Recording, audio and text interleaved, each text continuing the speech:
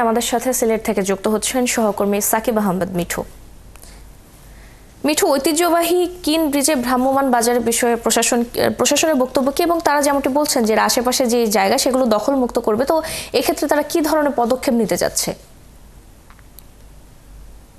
আপনাকে কিছুদিন থেকে আসলে নতুন যে জেলা প্রশাসক সরোয়ার আলম যুক্ত হয়েছেন সিলেটে তিনি যুক্ত হওয়ার পর কিন্তু ঢাকঢোল পিটিয়ে অনেক কথাই তিনি বলছেন। তার মধ্যে একটি বলছেন যে সিলেটের যে কিন ব্রিজ এবং আলী আমজাদের ঘড়ির চারপাশ সেটাকে দখল মুক্ত করে যেন উন্মুক্ত রাখা হয়। আমার ঠিক পেছনে আপনি দেখতে পাচ্ছেন যে শত বর্ষেরও বেশি হবে যে আলী আমজাদের ঘড়ি, সে ঘড়ির পাশে ট্রাক রাখা। এইভাবে দিন যত বাড়বে ট্রাকের সংখ্যাও কিন্তু বাড়তে থাকবে।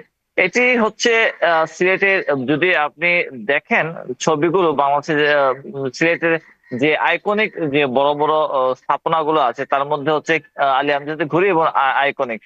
সিলেটকে আইডেন্টিফাই করার মতো এই দুইটি জায়গা কিন্তু যে কোনো ছবিতে দেখা যায়।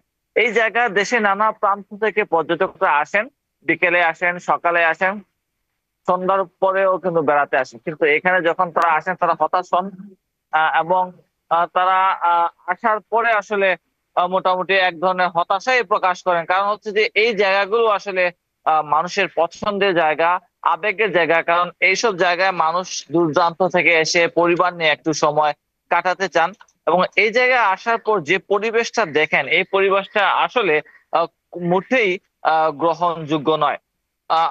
একটা বিষয় জানিয়ে রাখি, প্রশাসন এই জায়গা নিয়ে গত যে সিলেট সিটি কর্পোরেশনের মেয়র ছিলেন, আহ, গত 20 বছরেও কিন্তু এই জায়গার কোনো রকম উন্নতি হয়নি। এই জায়গাগুলি বরাবরই দখলে ছিল। আমি যে জায়গাটা দাঁড়িয়ে আছি, আমি বৃষ্টির কারণে ঐতিহাসিক কিন ব্রিজের নিচে আছি। আমার পেছনে হচ্ছে আলী আমজাদের ঘড়ি, আর আমার ঠিক এই যে সামনে কয়েক গজ সামনেই কিন্তু সিলেট সার্কিট হাউস, যেখানে দেশের মন্ত্রীরা, বড় বড় যে পদস্থ কর্মকর্তারা আছেন, সরকারি কর্মকর্তা, তারা এখানে আসে থাকেন।